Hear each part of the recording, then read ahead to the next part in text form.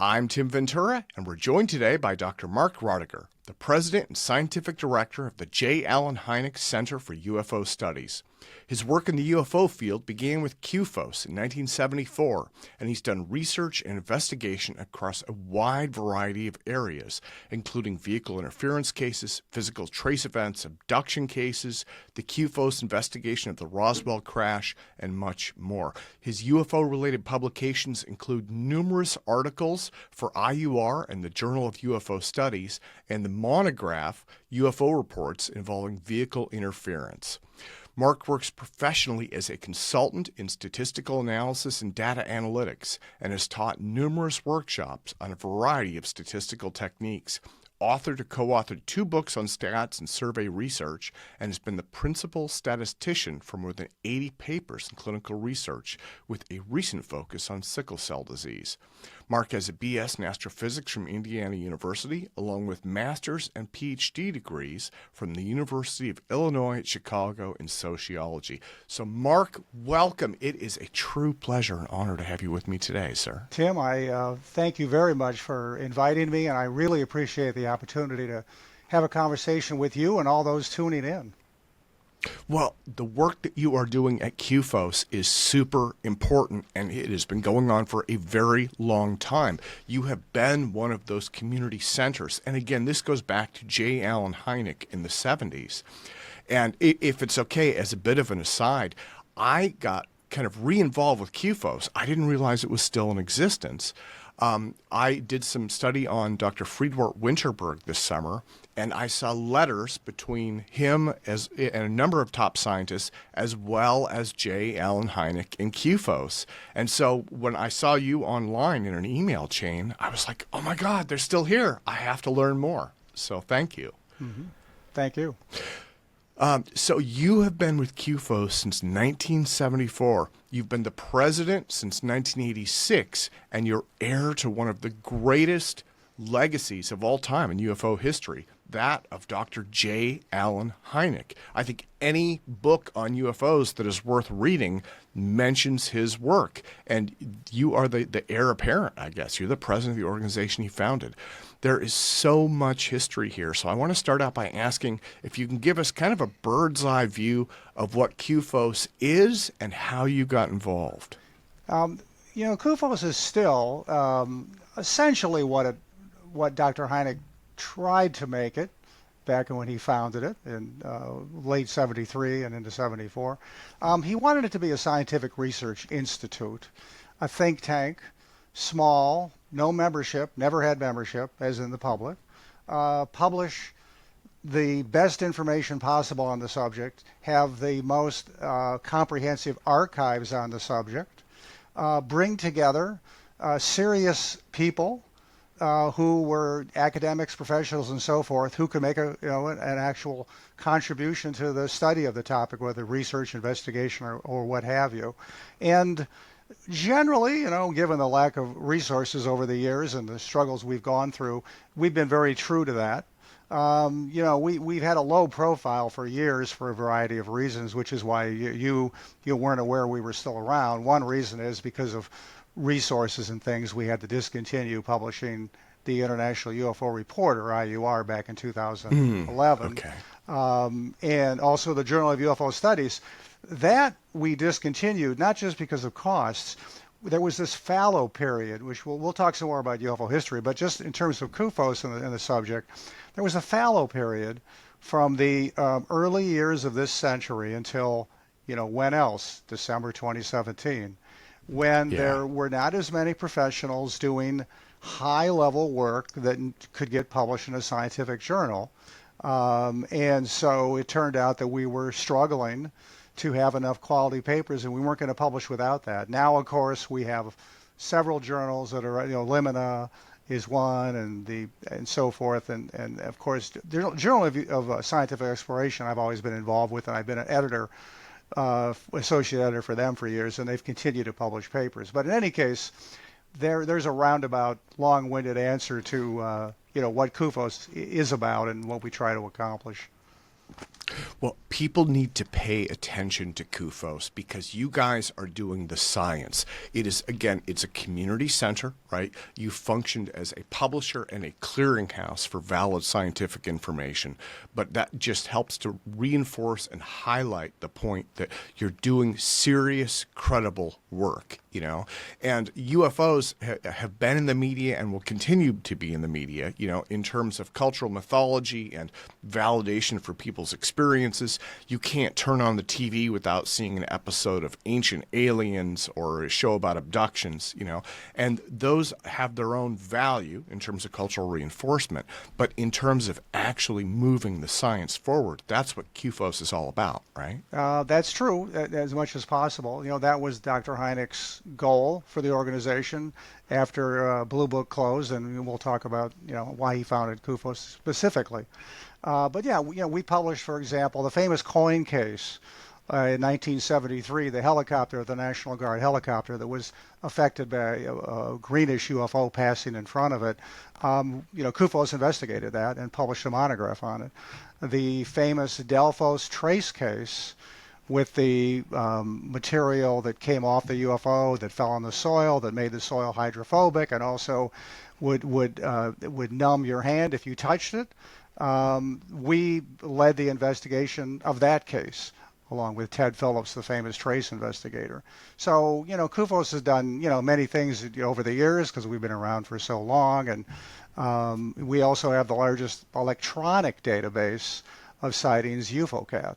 There are other databases out there now, and they're good ones. UFOCat was started, though, a lot before CUFOS even, by Dr. David Saunders of the famed Colorado Project, or as many people call it, the Condon Project. And Saunders was a psychologist, but he also was into stats like I am, and he wanted to have a catalog to be able to investigate correlations in UFO data, so he started UFOCat back then.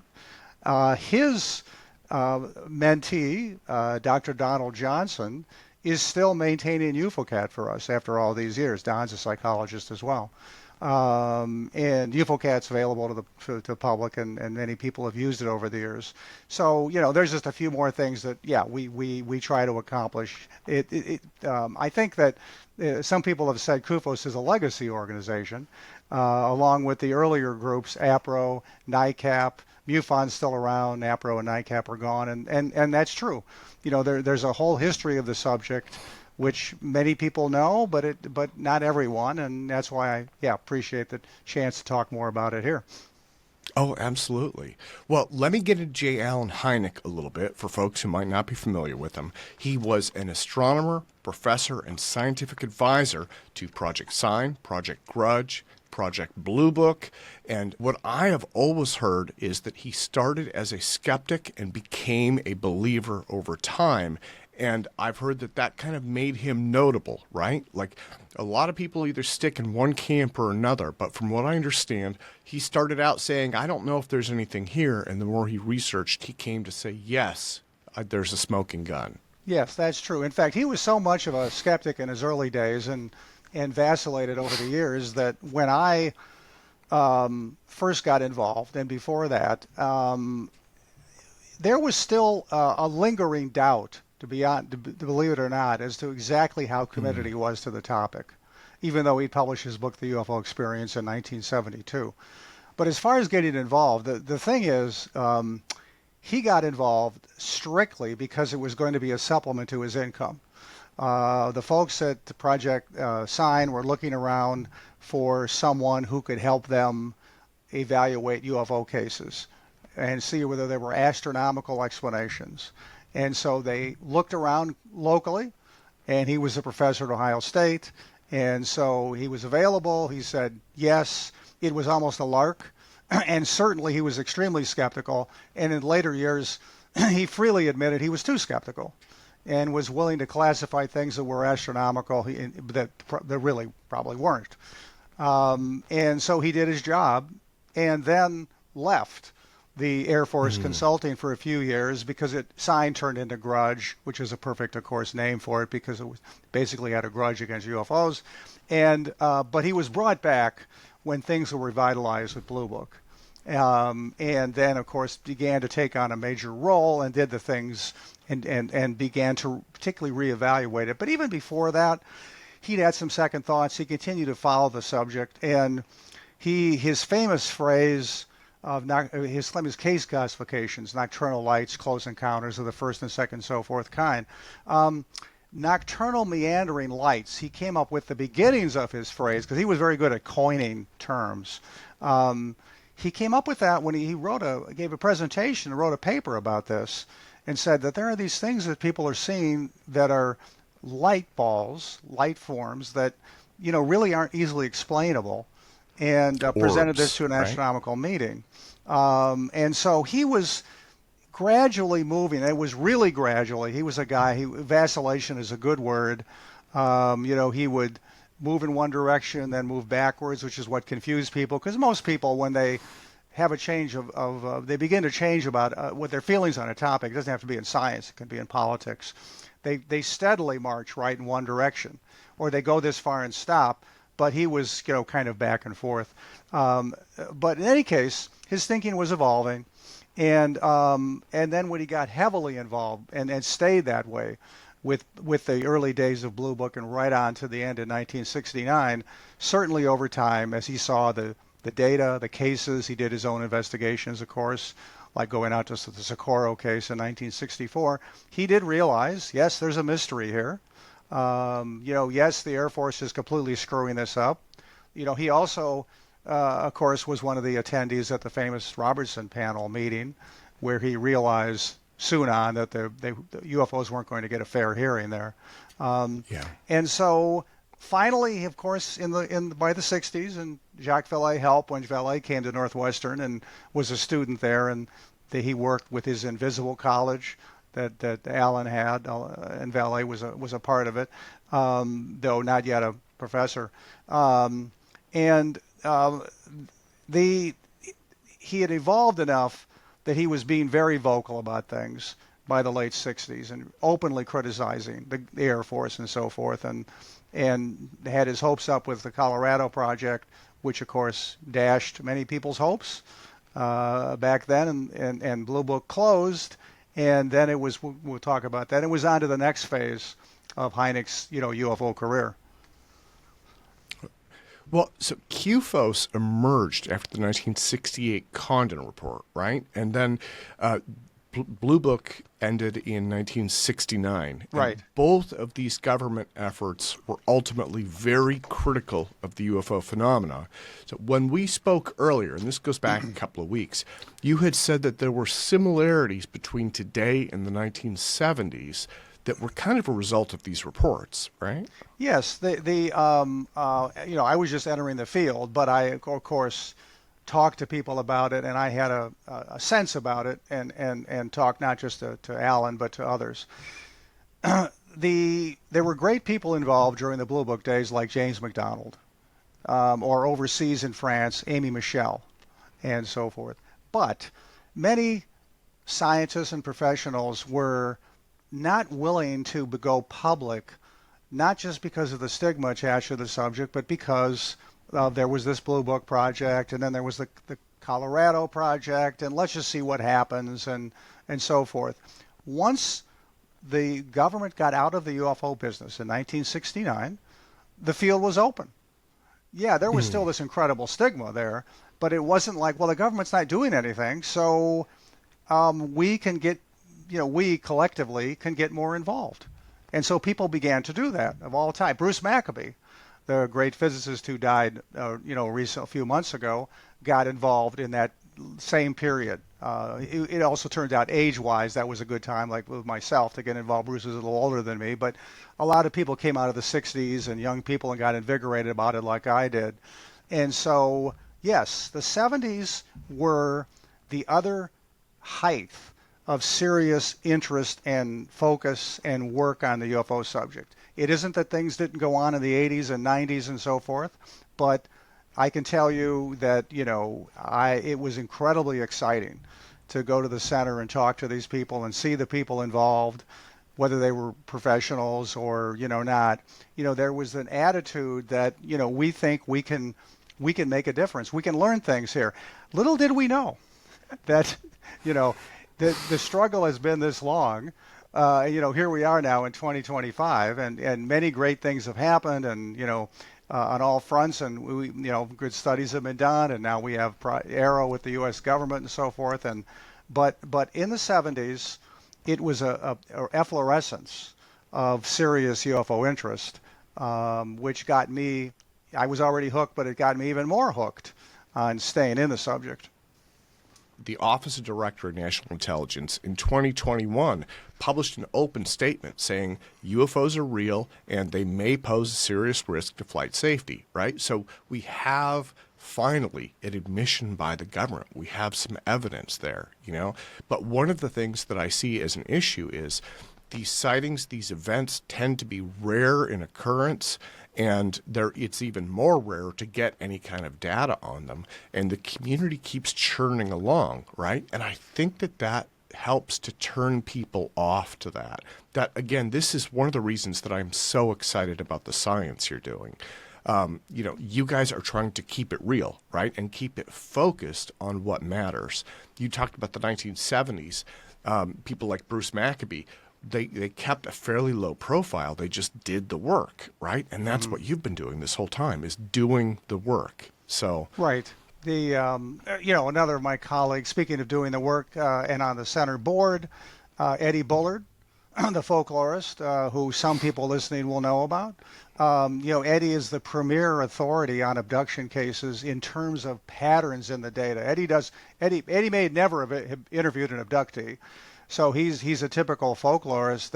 They take the data other people have gathered, and they try to make sense of it.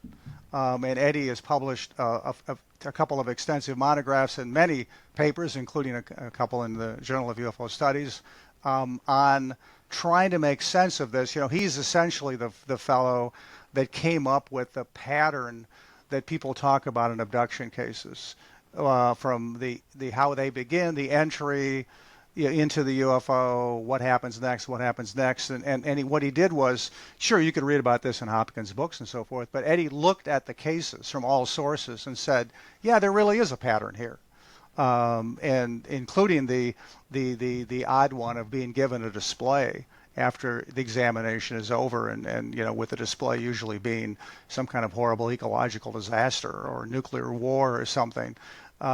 So that's just one example, right? I mean, yes, you know, the UFO field is, you know, not like anything else in you know, academia or science. You know, we're anomalies that we study, like parapsychology does and cryptozoology. Each of them has their own distinctive kind of structure. Parapsychology is the one that's most integrated academically, and one reason is they can do experiments, and because you mentioned data. And that's something that we've suffered from greatly, is not having good quality data. You know, the Galileo project is now trying to do that with Avi Loeb and crew, which I am really excited about and applaud that. Of course, people have known for years we needed better data. Forget CUFOS. This goes back to the late 40s, early 50s, including good people in the government. Project Twinkle, that looked at the green fireball phenomena in New Mexico, you know, tried to put out cameras and so forth to capture something, and wasn't very successful. There have been detections, advertently or inadvertently, of radiation maybe associated with the UFO at Los Alamos and so forth. So people have known, hey, if this is a physical phenomena, we'd like to measure things about it. But what we know is that, sadly, is that no one yet has been able to predict where and when a UFO sighting is going to occur. Some people say they can call a UFO to them. We read about that. I'd like to see experiments on that, because one of the things that we are at CUFOS is we are strict. You know, we are about, as you said, doing the science, and we promoted that throughout. But in general, you know, it's safe to say, you know, you can't predict them. And, when you think about doing science on, you know, anything where you can't predict when it's going to occur, you can't predict where it's going to occur, it's not going to be easy. And, you know, it hasn't been. Well, mainstream scientific culture has stigmatized UFOs every bit as much as the government did, and they continue to stigmatize this phenomena. But I have learned of several scientists, military officials, and policymakers who were closet believers. Again, when we were helping Dr. Winterberg's family go through his papers and organize them, one of the things that we saw not only were letters to CUFOS, but letters about UFOs to Edward Teller, right? Mm-hmm. So there is a community of serious scientists who believe in this, who follow this, who are trying to understand and make sense of this. They just do so usually after hours in their private time. They don't make it very public. Can you list any names of other people that we might know of who were into this? Yeah, well, I'll mention two people who aren't scientists, but one is a social scientist and one is completely not a scientist.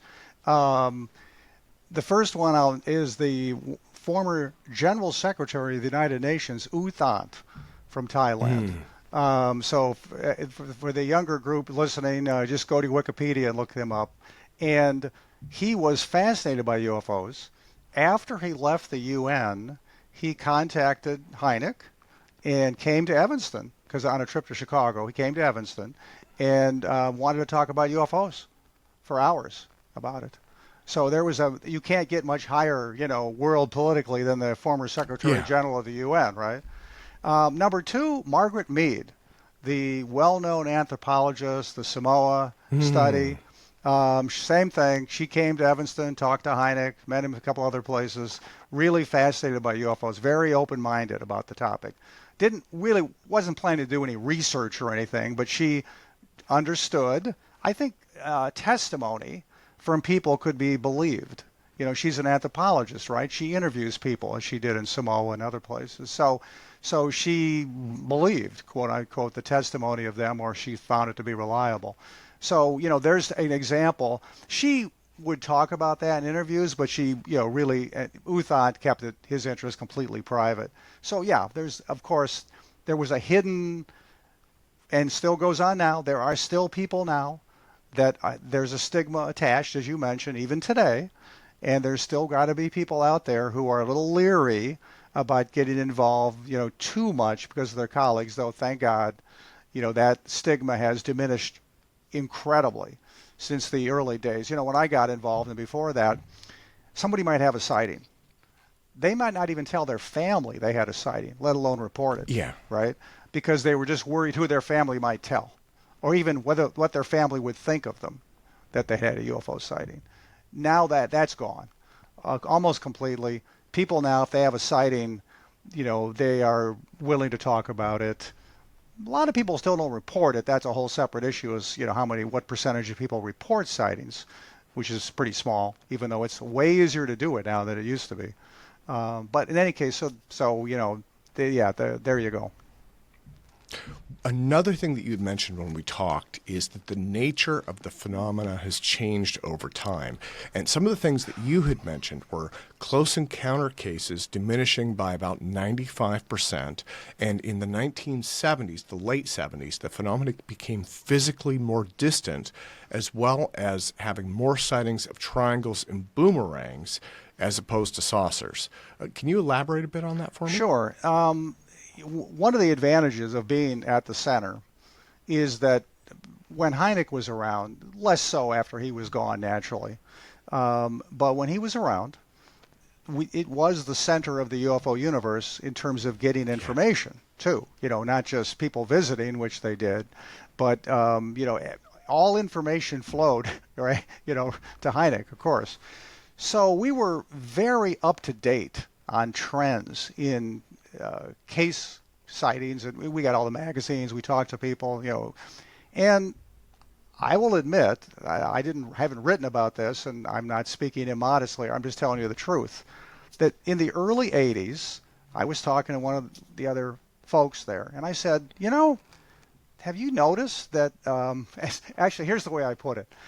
I published my vehicle interference catalog. I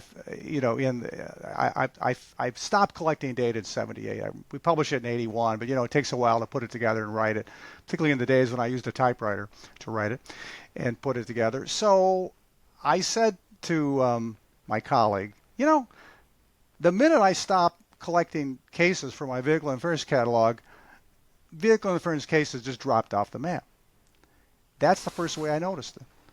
And he said, yeah, yeah, okay, yeah, you're right. Yeah, we're not. And one thing led to another, and so I began to pay attention to trends in the data. Not that people hadn't done that before. Well, yes, as time has gone on, the following things have changed in the phenomena, as you said, since the late 70s. Let me start with the most vivid. When was the last major UFO wave in the United States? And you'll get many answers. Oh, it was Arizona in the mid-90s. It was this, it was that, it was that. No, the answer is 1973 in October. That's the last major UFO wave. Defined as people always did define UFO waves, which was a tremendous number of sightings over a short period of time, and meaning a month or two. Relatively isolated, meaning, not necessarily the whole country, but a smaller segment of it. By the way, one thing that should be coming to everybody's mind now is, Mark, what about the drone sightings? Yeah, I was going to ask right. about that. The New Jersey drones. Yes. Are they drones or are they UFOs? If they're drones, they are like a UFO wave would be, or maybe a UFO flap, though I don't want to get into the distinction between those two. But though a wave is bigger, I'll say that. But since they might be drones, we can't count that. So that's the last major UFO wave. There were waves after that in Italy and Europe in 78, 79, and so forth. But in general, there hasn't been anything like that in the U.S., and it's not because people are not reporting it, because they would. Okay, that's number one. Number two, going along with that, you mentioned this, close encounter cases. The ones that are more interesting, the ones where you might get something to study, like a trace on the ground or an injury to someone. Yes, there are cases like that Gary Nolan and others have studied, but as far as the proportion of those cases, absolutely they've diminished, tremendously diminished. Why today, when you see people taking cell phone photos, even if you think they're a good photo, and there are some good photos, most of them don't have a lot of detail of what's being seen. If you read the old reports, you will get cases where somebody was 100 feet from an object, right? And if they had a cell phone, then you can imagine what kind of photo you'd get 100 feet away. We're not getting those today. So, there's some other things as well. Number of sightings has been up and down, but, putting a wave thing aside, and now we've got the complication of the internet. One of the things about studying anything statistically, as you said, I'm, a statistician, a methodologist, is that you have to look at the structure of how you get your data, because everything comes back to how you get your data. That's why scientists calibrate their instruments and know about how they're measuring things. For us, almost all the time, our instrument is still a human. We're making a UFO report. And when we had essentially the same reporting mechanism up until the mid-90s, when the internet became available, everything was calibrated to that, meaning you reported a sighting by calling a UFO group, by writing a letter to a UFO group, by going in person if you happen to be close to an office, which was rare. That's how you reported a sighting, essentially. And it was stable. And so it was reasonable to compare things over time. Once the internet became available, and particularly in the late 90s with the ability to report online, that changes things, doesn't it, in dynamics. So it's very hard to be able to compare exactly the level of sightings now as to what it was before. The one intriguing thing is that, and this has been seen pretty much around the world with the European data, the other spot where you have good data is in Europe. That's been true years ago, and it's still true now. And so that what happened is that sightings peaked before December 2017, around 2015. And sightings since then have generally trended down. They've gone up a little bit the last couple of years, but generally they trended down after that, and including after all the excitement that happened, in what I call, by the way, the new modern era of UFOs. The modern era began with Kenneth Arnold in 1947 in June. And the modern era went until December of 2017. We're now in the new modern era of UFOs. And so that's an intriguing observation alone, is that one would naively think that all the interest in UFOs must lead to more reports. And the answer is it did not. Interesting. Well, so the vehicle interference study, one thing that came to mind there would be this change that happened in the 1980s, right, towards vacuum control system and electronic ignition systems in automobiles. Now, maybe that isn't the causal factor, but one of the things that I wondered about is it does say something about the changing nature of human technology and how that may change how we interact with UFOs. Yes, right? a good observation. So let me tell you, the motivation first for my vehicle interference study was actually pretty straightforward. Trace cases had already been done by Ted Phillips. Humanoid cases had been done by the Webb brothers. And there were a few other minor catalog animal reactions, which I admittedly wasn't as interested in. And so even though a fellow named Andrew Shopek had done some work on this in an unpublished catalog, now it's available online, but in the 60s, this was an area that I thought deserved attention. And of course, it's interesting because, yes, something's being affected that's not a human, the reaction on an actual piece of equipment. So, I said to Alan, hey, I'd like to work on this. He said, great, fantastic. So I did that and compiled the cases. It turned out at the same time the British UFO Research Organization, before, was also having the same idea and independently working on theirs. And then what I did was analysis on that as well. So I just didn't collect the data, did analysis looking for patterns and trends in the data, found a few things about blue beams associated with disc-shaped objects and so forth. I found the same pattern of time that everybody finds, which is that, sightings peak in the evening. However, there is a secondary peak which is harder to explain. What I did was because this is highways, it was very crude, you don't have the kind of data that we do now, but we had imagine a distribution of sightings, over time. They peak in the evening and then they decline, but everybody's outside on the road. They're in a car. So what you do is you kind of invert that and say, well, how many people are on the road on the average? Obviously, this is extremely crude, and I did have some historical data, so I adjusted the proportion of sightings for the opportunity to be involved in a sighting. And so the answer was that if you do that, the sighting opportunity, the probability, I should say, of having an experience peaked at about 2 in the morning, not 8 or 9 at night. Okay. That same thing has been found in other databases of other types of cases. What it means, as usual, we actually know a fair amount about patterns in UFO data, meaning they tend to be robust, even over time. But like the law of the times is what I was talking about that LA coined.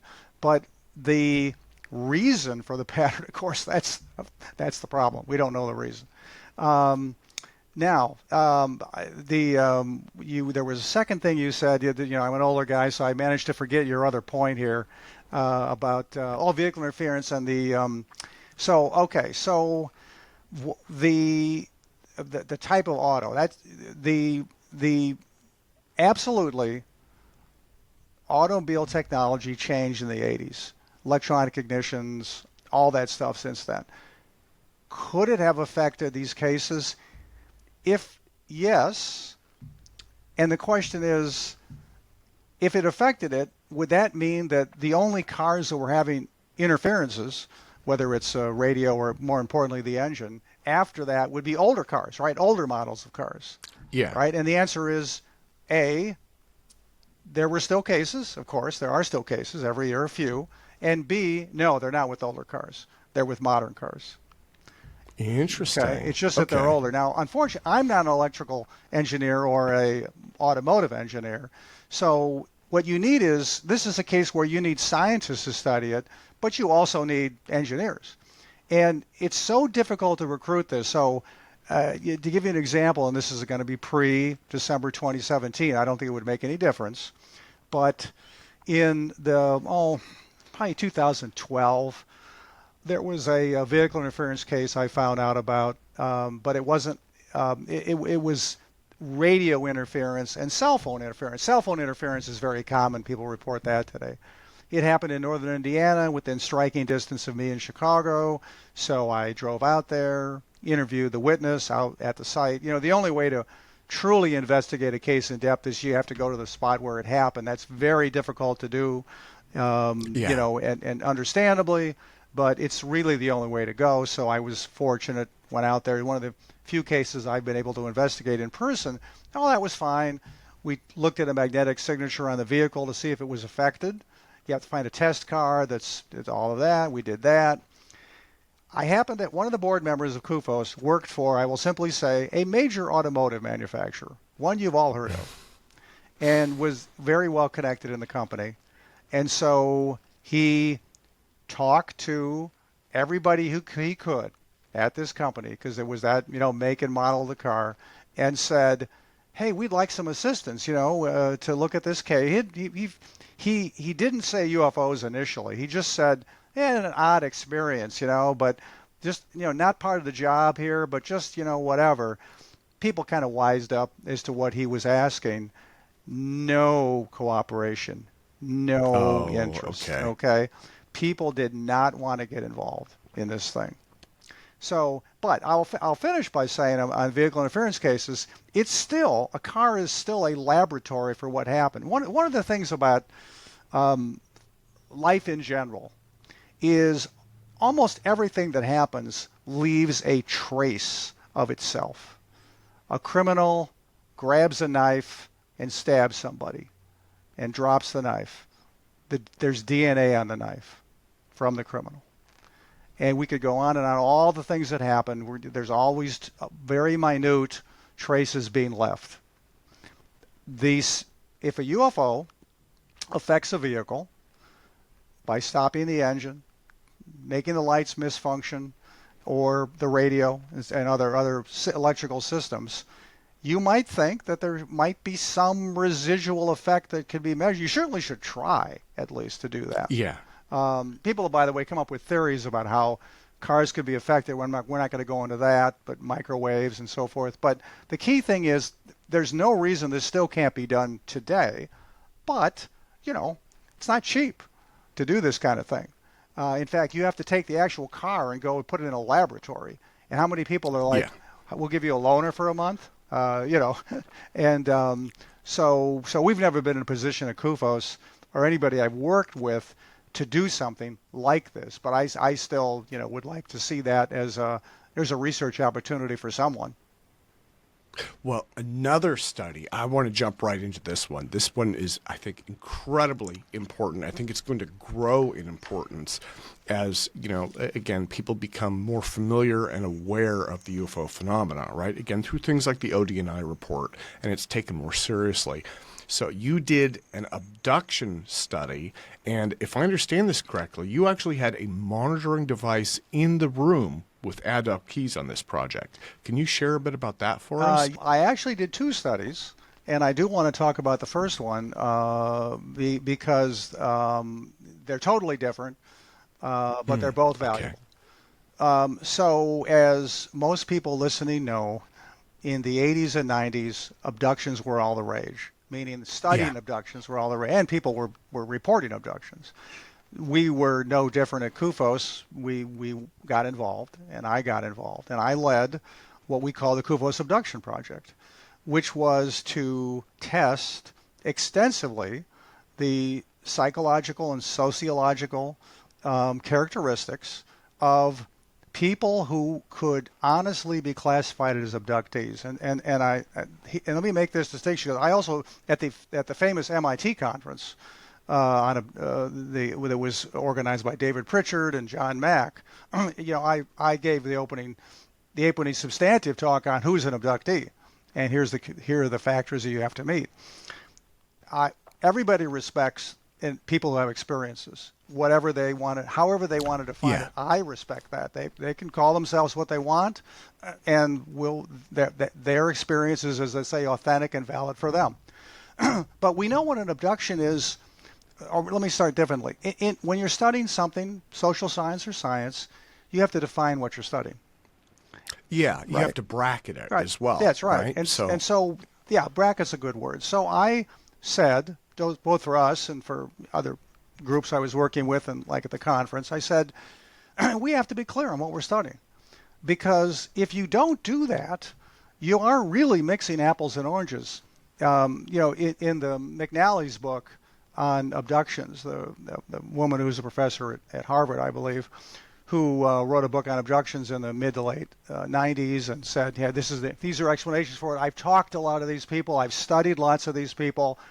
I read the book and I said, nothing wrong with your methods. I believe you, the instruments you used, I don't believe you are actually studying the same population. You're studying a heterogeneous population, and that's a problem.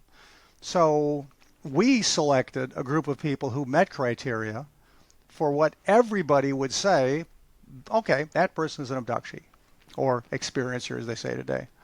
And so we gave them these exams, including an MPI and so forth. And what we learned, we had no preconceptions. We just, except one thing. We were testing something called the fantasy-prone hypothesis.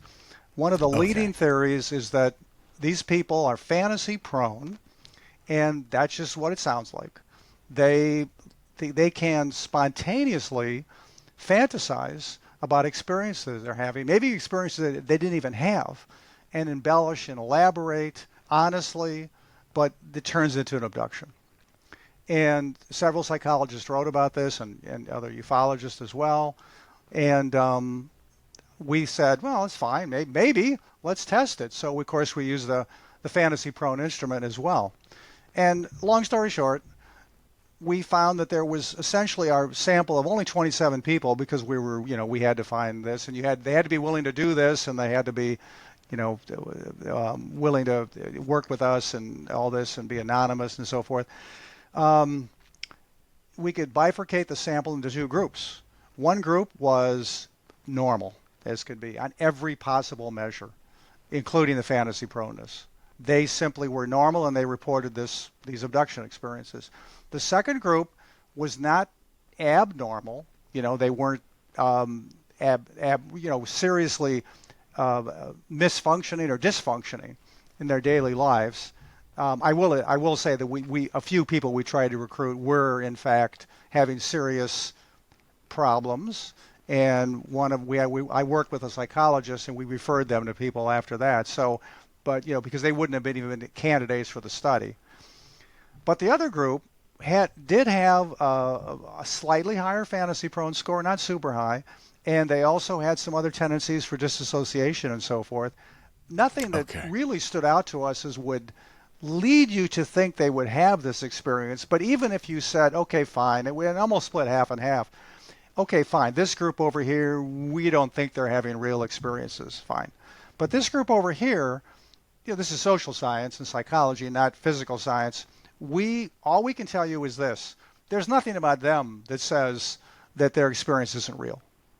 And so we were the first people anywhere to test the fantasy-prone hypothesis and say it's not really viable completely. So that's why it was an important study back, I think, 91 or 92 we finished it. Okay.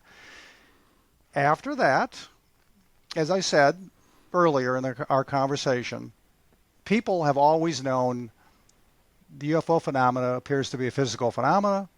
Therefore, we should be able to get physical data on it. In fact, we have to get physical data on it, and we like to get data in real time.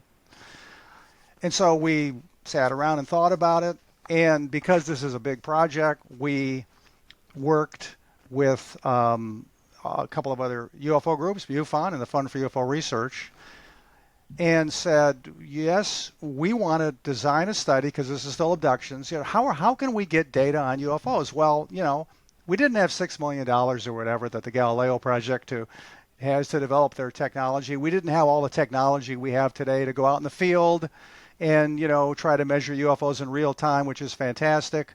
We had what we had, which was, well, we can we can build something that will be sheltered from the weather and will be, reliable, therefore, and be able to measure things.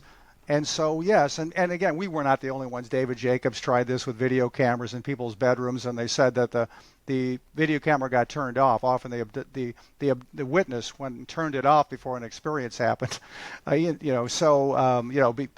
if directed to do so. So people were thinking about ways to get physical data on abduction cases, but we said, let's go whole hog on this. And so we got, fortunately, a large grant from one of the few fellows who's not Robert Bigelow, who's been a sponsor of UFO studies over the years. And we put together a team and designed the box, went through several iterations. We call it the AMP project, the Abduction Monitoring Project. And in the late 90s, we began putting these devices into people's homes. They were there typically for around 6 months. It was really hard to find people, as you can imagine, for this. We didn't have a video camera, of course. We weren't going to take pictures. But it was really hard on our end because you had to find people who said, yeah, I have pretty regular experiences. Because if you didn't, if you had an experience once every 3 years, it wasn't worth putting the box in your house. All right? Yeah. So we found 13 people who were willing to do it over about a 3.5-year period. Several boxes were built and put in there. They functioned pretty reliably. We had to, switch out some boxes. We had a lot of problems downloading data. Of course, phone lines. We're using phone lines to download the data. Most people didn't have cable stuff, but it worked, and we got a lot of data, to say the least, because we collected data every second on the magnetic field, the electric field, the microwave range, the high radio frequency range, the acceleration, the G field right in the room, temperature, humidity, infrared, barometric pressure, and the intensity of light in the room and the intensity of noise in the room. So no recording device for either one, just the intensity of light and the intensity of audio in the room. And it's a lot of data. Now, what goes along with that? What goes along with that is the person involved, the subject, kept a journal. And the journal was really simple, and it was not electronic, right, back in the day. So they simply had to mark off no, that something didn't happen. And if it was a maybe or a yes, they wrote in what they thought might have happened. And basically every one of the 13, had at least one entry that was a yes or a maybe. Some had more, and there are some that there was a classic abduction case, meaning there were beings that came into the bedroom, and this person was taken out of the bedroom and taken away. And of course, once they go away, they had an experience, but the device is still sitting there. But the idea, as I said earlier when I started talking on this topic, is that if some force comes into your bedroom, and the idea is that sometimes they take you through walls, that's what people report, is that something has to be happening in the environment that we can detect, whatever it is. And some people report light, there's a bright light shining in the room when this happens. Oh, well, we can detect the light. Or there's that there's noise that's going on when this is happening, et cetera, et cetera. So due to reasons out of our control, it's taken a long time to analyze the data, but we are finishing that right now.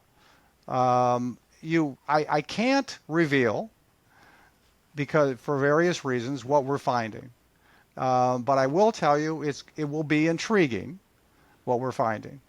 And there is at least one group, I'm blanking on the fellow's name, who is not, I don't even think that this guy knew about our project, but is extending this kind of work by giving people who have experiences, not just abductions, but people who have regular experiences, like they see UFOs by them, essentially handheld devices that record sensor data, of various types in the same way we did, and try to correlate that with the experience.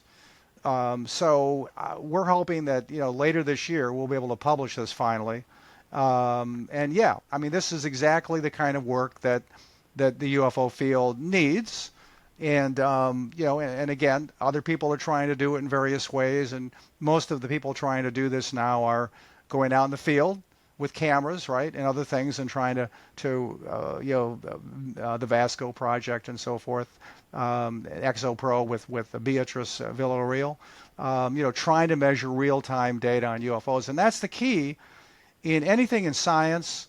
Even though things leave traces, like with vehicle interference cases, what you want to do is measure it in real time, whatever it is. Well, the reason I'd asked about that is I have been wondering if the abduction phenomena and the government's inability to prevent it is a reason to maintain secrecy, I guess. People have accused the U.S. government of conspiracies, of covering things up, of hiding things, and for me, the abduction phenomena seems like the one thing that would be important enough that you would really want to try and keep a lid on things. Now, I could be completely mistaken there, right? But what I was trying to do was kind of prioritize things, and something jumped out at me. I'd read a news article about Congress people going into some kind of a classified session, and this was, I think, 2 years ago, right? Going back to the Nimitz sightings and all that. Something about this particular session, there was a report that Congress people were coming out pale, right? Like they felt shaken. They were visibly shaken by something they'd seen. And I thought, what could it be in a meeting like that? It's not going to be people saying, look, UFOs are real, right? I think that, in this day and age, with all of the media, cartoons, movies, you name it, right? I don't think anybody's going to be highly surprised by that. Certainly not shaken visibly. But I thought, if the abduction phenomena was something that was talked about there, that could be truly scary to lawmakers. So I'd wondered if that might be what's going on. It's certainly possible. Let me start my answer by talking about cover-up in general. Okay? And what a fix you can get in when you start covering things up. So what our parents tell us is, don't lie. There's a good reason not to lie, the general, moral reason. Another reason some parents might tell you is once you start lying, you have to remember your lies, and you're now committed to your lies. And if you change later and say I was lying, you're going to have a problem. So let's go back to UFO crashes. We'll get to abductions in a second. Let's go back to, so you have a UFO crash like Roswell. And another thing we did over the years, we were heavily involved in the Roswell investigation as well with Don Schmidt on our group, and then Kevin Randall. And I believe Roswell was a crash of something real, and it wasn't a mogul balloon or anything else. I don't know what it was, but I know it wasn't all those other things. And so if that crash or others was something unusual and it was covered up, now you have a problem. You've covered up something incredible, and it's not you today. It's those folks 70 years ago, but it's been covered up. How do you come out today and say to people, including the scientific community, oh, by the way, you guys in SETI who really wanted to know about extraterrestrials and all that, yeah, we've had some crashed UFOs here. We've been looking at them, and we haven't told you for 70 years. Sorry about that. Okay. That's not going to go over well. On abductions, yes. The implications about UFOs being real, and let's just say there's an intelligence behind them, because, maybe it's extra dimensional. We don't know what the intelligence would be, but there's an intelligence behind it, are, staggering in every possible way. Another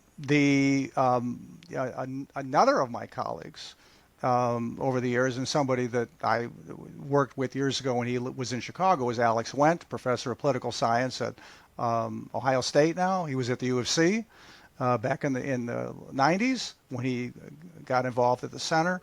Alex has just talked about at the Saul Foundation conference, the book he's writing, that says maybe there shouldn't be disclosure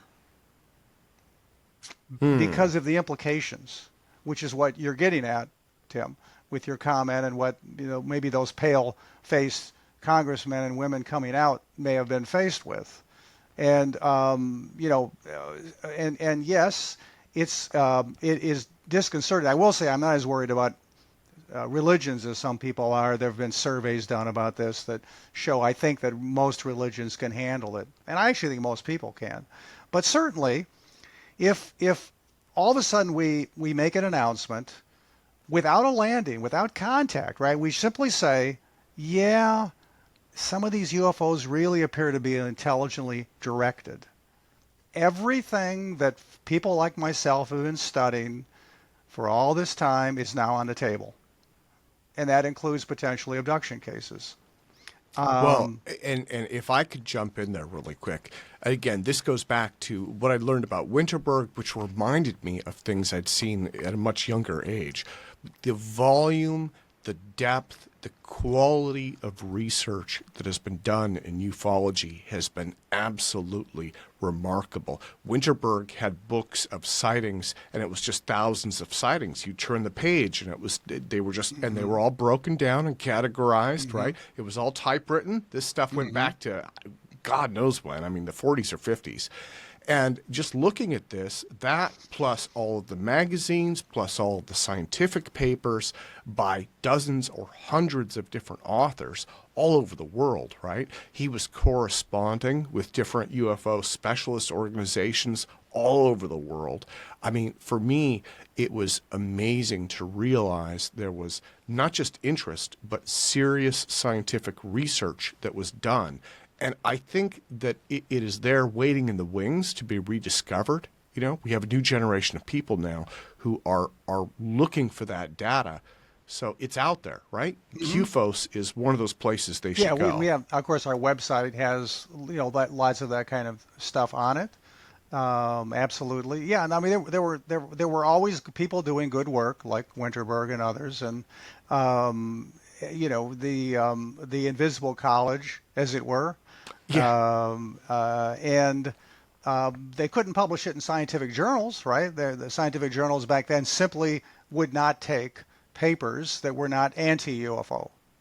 Even now, it's not the easiest thing to do to get papers published in some journals, but it's at least somewhat possible. So yeah, I mean in fact, if I can build on your comment, I mean, one of the things that really struck me with this fabulous new interest in the subject, which I'm of course happy not that I'm really old, but I'm happy I lived long enough to see it, it in every possible way. It's a positive development compared to what it was before, but people who, rookies in the field, who have entered it post 2017, I welcome them, but really, it's not just the Nimitz video and the gimbal and all that stuff. Yeah, those are, of course, that was the break point. But if those videos had showed up without 70 years of UFO history, they would never have had the impact that they had, just as standalones. Yeah. Everything rests on the foundation of what happened before. Not me, but everything that was done before. By all the serious people involved in the subject, from all the groups involved, and again, not just here but overseas.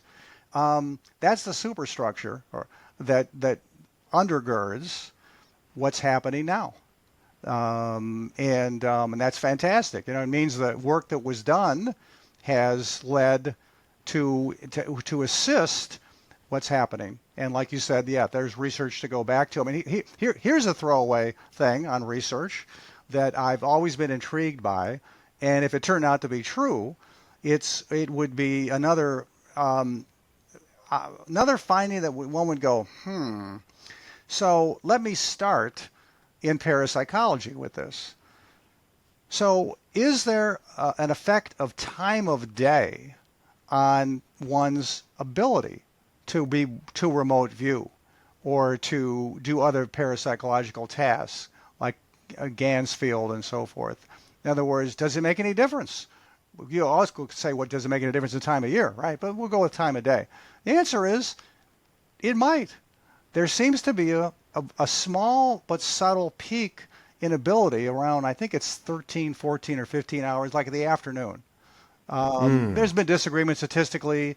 It's not this giant peak that everybody goes, oh my God, but there seems to be something there. And in the UFO field, the time of day is involved, but in one way. But Dave Saunders, I mentioned before, right, the fellow who was with the Colorado Project, the psychologist, used the data he collected to look at something else, which is sidereal time related to when a UFO shows up, but more importantly, the type of sighting. Now, sidereal time is based on, for those that we need a refresher on the time of the stars, not the sun. Our daily time is based on the sun. Sidereal time is based on the stars. And there's absolute sidereal time, which is based on the time in Greenwich, England, and then there's local sidereal time, which is based on the stars that are overhead right now, wherever you are. Dave said, yeah, I found a pattern here that there's the type of sighting varies depending on the sidereal time. That's mind-boggling if true, because it means that the type of sighting depends on something exterior to Earth. Yeah, okay. Dr. Yeaman Ansbro also has a model. Yes. Now, his isn't based on sidereal time, but right. And he maintains that the Earth is under what he's described as controlled surveillance. Right. And he uses that. This whole area, I mean, there are about 100 PhD dissertations, waiting to be done in this field, of all types. And, and I'm interested in patterns, and I always have been. And the patterns in UFO data are understudied, tremendously understudied. Because what you want to know about a subject is those fundamentals. The UFO field is in a pre-paradigm stage. Paradigm, the famous term that came from the sociologist of science, Thomas Kuhn, and we don't have a paradigm here. We're pre-paradigm. We don't have an established field, and so when you're in that phase, you want to characterize what you're studying. You want to be able to say, okay, it's this, and this. It's this. Here's this characteristics. Here's how it is over here. Here it is over there. We can't do that. If in fact, if I talked earlier about the number of sightings by year, and I sounded like I knew what I was talking about and was being very authoritative.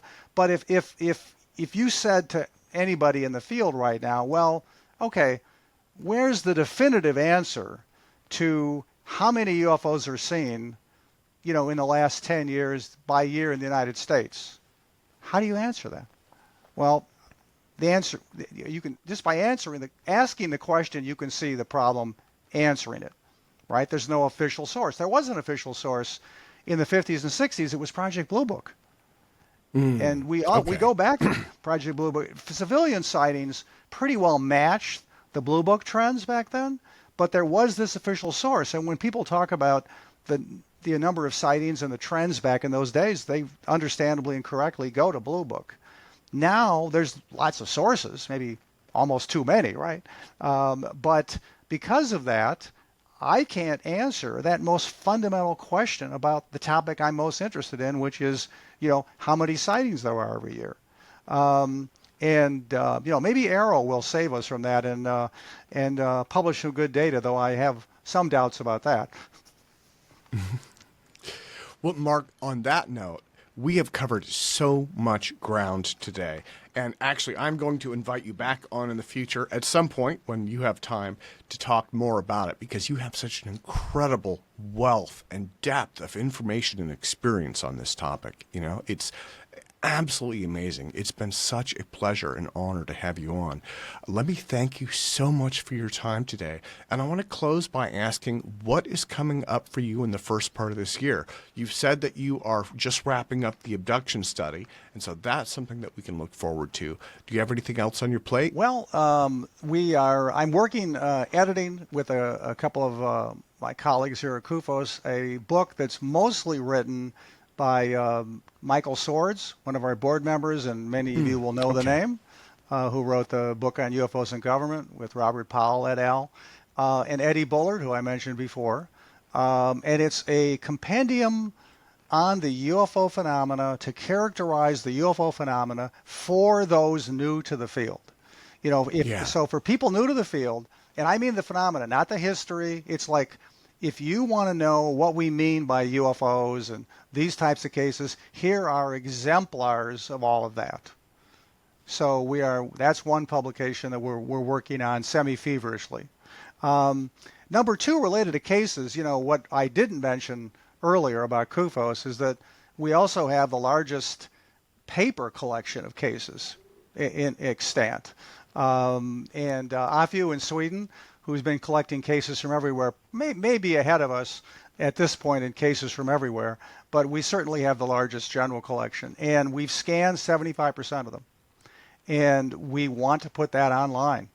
And we're talking tens and tens of thousands of reports of all types. So that's a project I need to work on.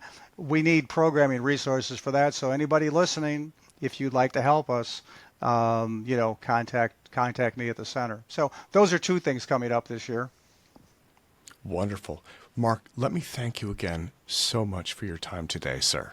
Thanks so much for having me, Tim, and I look forward to a second conversation. Absolutely.